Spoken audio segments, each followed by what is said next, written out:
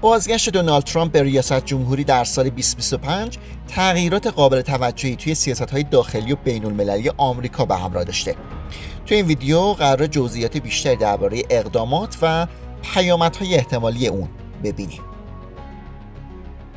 اولیش سیاست‌های مهاجرتیه. ترامپ برای مقابله با مهاجرت غیرقانونی وضعیت اضطراری اعلام کرده. این اقدام شامل اعزام نیروهای مسلح به مرز و از سرگیری ساخت دیوار مرزی با مکزیک میشه. از طرفی ترامپ قصد داره قانون اعطای حق شهروندی به کودکانی که از والدین غیرقانونی در خاک آمریکا متولد میشن رو لغو کنه. این اقدام به تغییرات قانونی یا چالش‌های قضایی نیاز داره. ترامپ همینطور میخواد سیاست موندن تو مکزیک رو دوباره اجرا بکنه. سیاستی که پناهجویان رو ملزم میکنه تا زمانی که پرونده هاشون توی دادگاه‌های آمریکا بررسی میشه توی مکزیک بمونن. این سیاست‌ها میتونن مهاجرت غیرقانونی رو کاهش بدن، اما با انتقادهای شدیدی از سوی فعالان حقوق بشر و چالش‌های قانونی مواجه خواهند شد. Could you imagine Biden doing this? I don't think so. I don't think so. The next item here is the withdrawal from the Paris Climate Treaty. موضوع دوم سیاست‌های محیط زیستی و انرژی هستش. ترامپ بار دیگه آمریکا را از توافق اقلیمی پاریس خارج کرده و اولویت را به رشد اقتصادی داخلی داده. همینطور محدودیت‌های اکتشاف و بهره برداری از منابع نفت، گاز و زغال‌سنگ تو مناطق حساس محیط زیستی رو لغو کرده.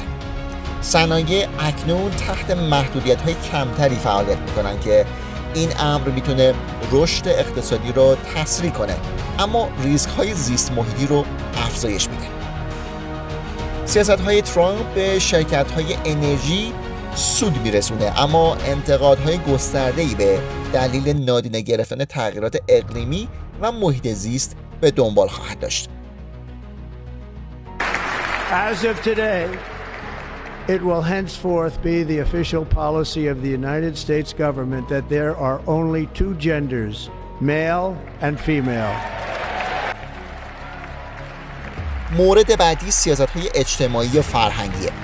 ترامپ قانونی رو تصویب کرده که بر اساس اون جنسیت فقط به صورت مرد یا زن و بر اساس جنسیت بیولوژیکی تعیین میشه. این قانون حمایت‌های قانونی از افراد تراجنسیتی رو توی برنامه‌های فدرال لغو کرده.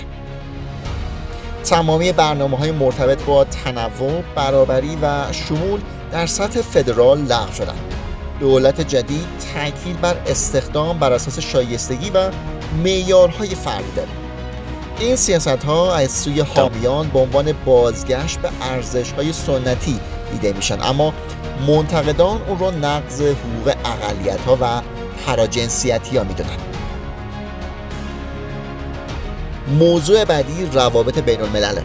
ترامپ با اعمال تعرفه‌های جدید بر کالاهای چینی و افزایش لفاظی علیه کشور سیاست‌های تجاری سختگیرانه‌ای رو دنبال میکنه.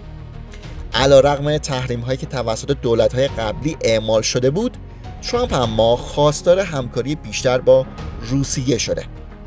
از طرفی ترامپ حمایت کامل خودش رو از اسرائیل اعلام کرده و سیاست‌های سختگیرانه تری علیه ایران در نظر داره، از جمله بازگشت تحریم‌های اقتصادی.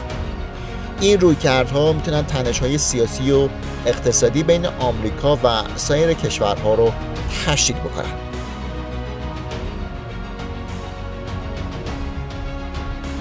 موضوع بعدی سیاست‌های اقتصادیه. ترامپ تعرفه‌های 25% بر واردات از کانادا و مکزیک وضع کرده تا تولید داخلی آمریکا افزایش پیدا بکنه. با این حال این سیاست میتونه باعث اقدامات متقابل تجاری و افزایش قیمت‌ها در داخل بشه. ترامپ با همکاری ایلان ماسک دفتری برای شناسایی و اجرای تدابیر کاهش هزینه‌ها در دولت فدرال تأسیس کرده. این اقدامات ممکنه تولید داخلی رو تقویت کنن، اما میتونن روابط تجاری جهانی رو مختل و فشارهای تورمی رو افزایش بدن. موضوع بعدی عفو و اقدامات قانونیه. ترامپ بیش از 1500 نفر از افرادی که توی شورش کنگره دستگیر شده بودن رو عفو کرده و اونها رو به عنوان میهن پرست معرفی کرده.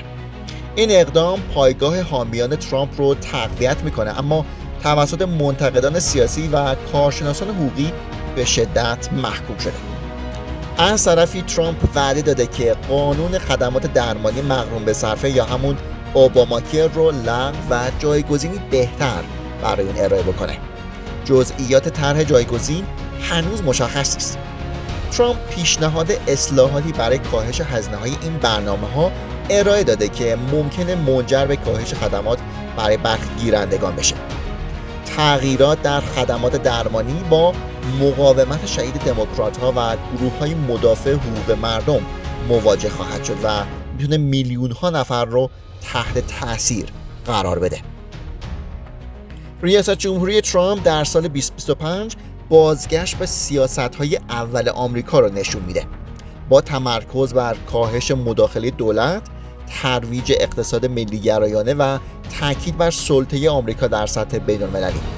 در حالی که حامیان این سیاست‌ها اون رو تحقق وعده‌های انتخابی میدونن، منتقدان هشدار میدن که این سیاست‌ها ممکنه باعث شکاف‌های اجتماعی، آسیب به محیط زیست و بی‌ثباتی در روابط جهانی بشن. یادتون نره که این ویدیو رو لایک کنید و دکمه سابسکرایب چنل رو بزنید تا از ویدیوهای دیگه لذت ببرید. تا دفعه بعدی خوش و خرم باشید.